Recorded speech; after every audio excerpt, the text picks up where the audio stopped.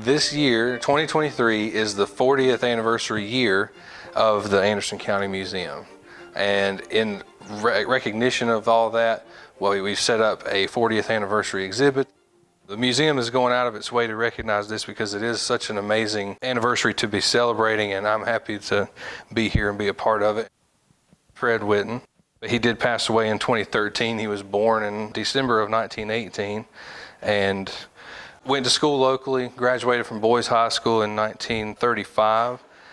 And after graduation, he proudly served in the United States Navy during World War II. He was a veteran of the Armed Forces, radium in second class, and served 30 years or more as the assistant treasurer to Anderson County. So for most of his life, he was in the courthouse or in its vicinity pretty much every day. And the courthouse became a place that he was going to attempt to create something new that he saw the county needed. Different historical agencies and groups were already interested in establishing this type of thing, and he took it on himself. In 1982, the sort of preliminary talks started to happen. We want a museum. Where can we have it? How can this thing exist?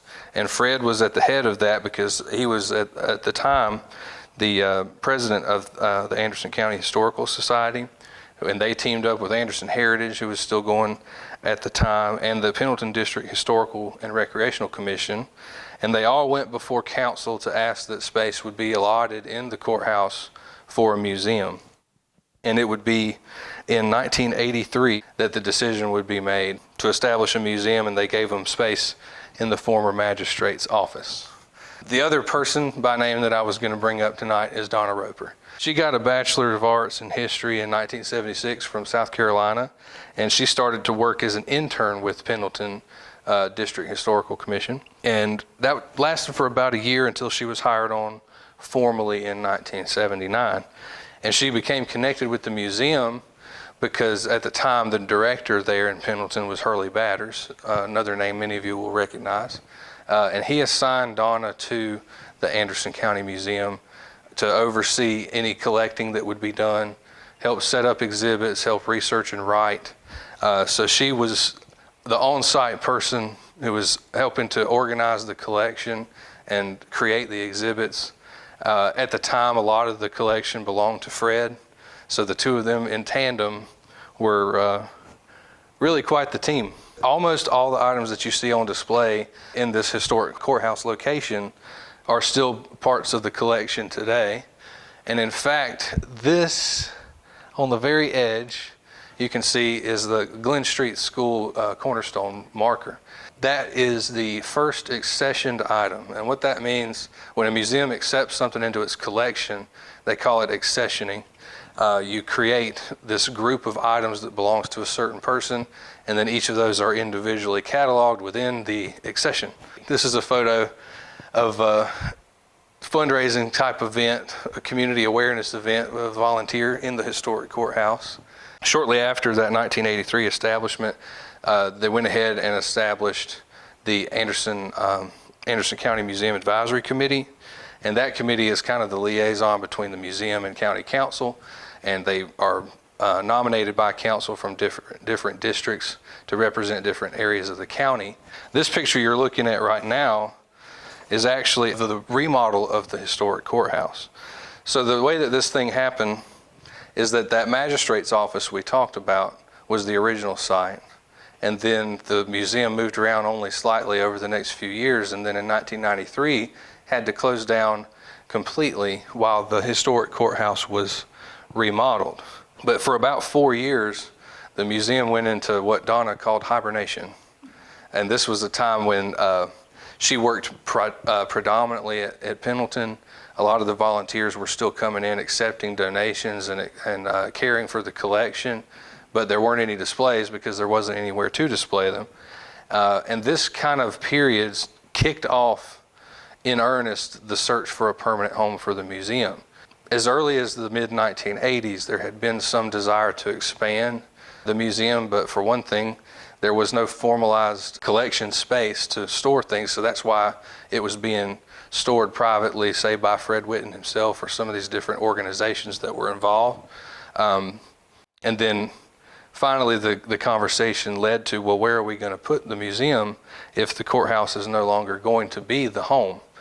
Sites to be considered included the Sullivan Building on South Main, the former Parish House on North McDuffie Street, the old P&N Railroad Depot was considered, and the old county home building was very seriously considered as a site for the museum.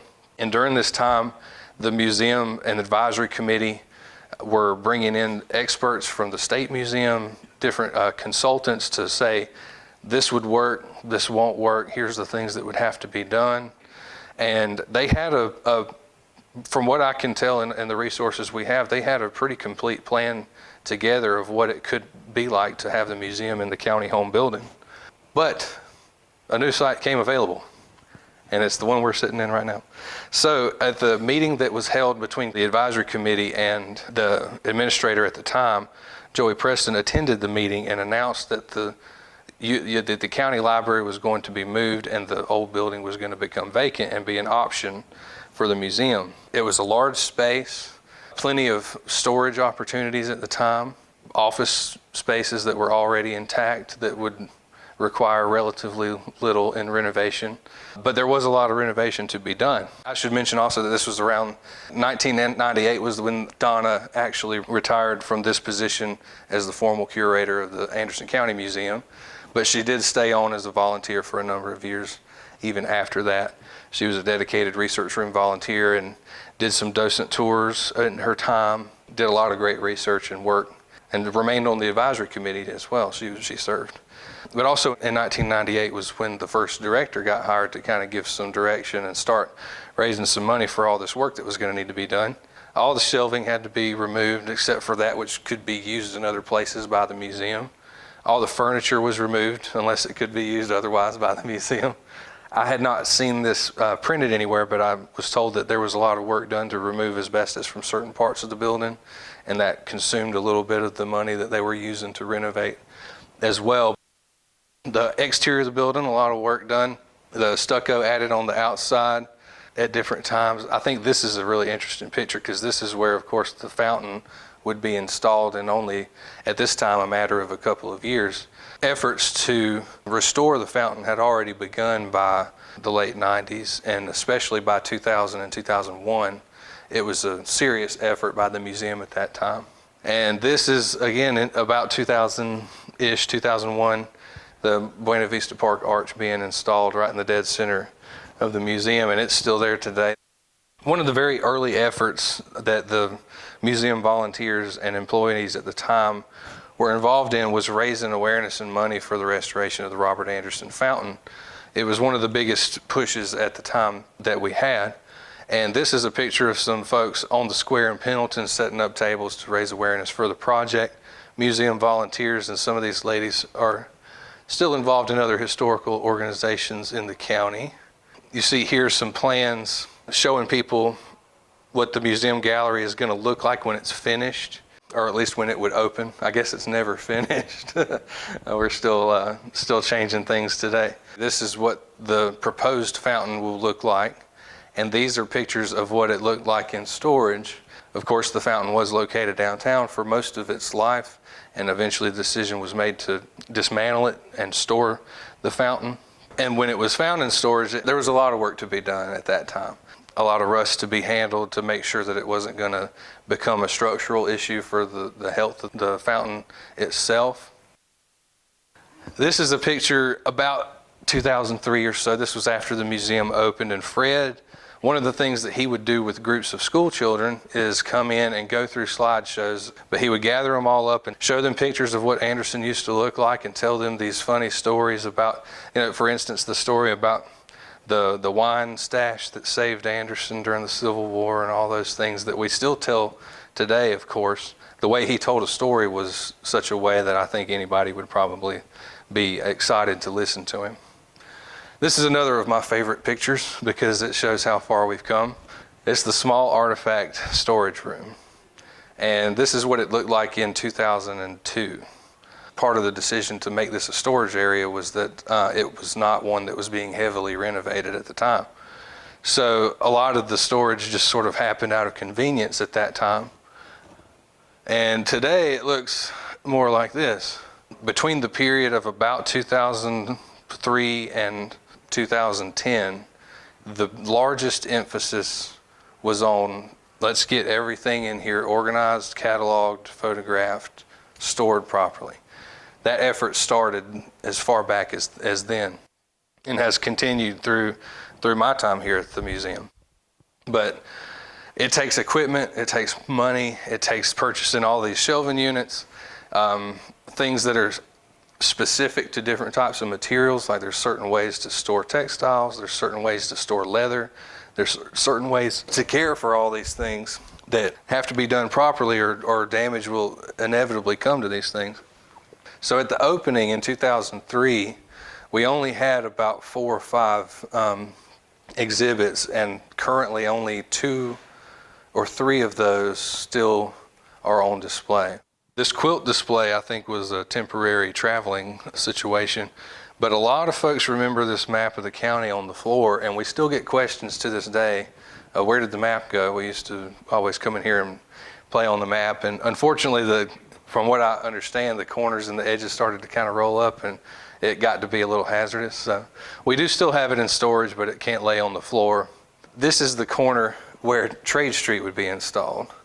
And at this time, it was lined with these different artifacts and labels that just went along the brick of the wall. And the whole structure of Trade Street was built out from that wall. We had to deconstruct the church exhibit to build the area in which Andersonians in War was going to go.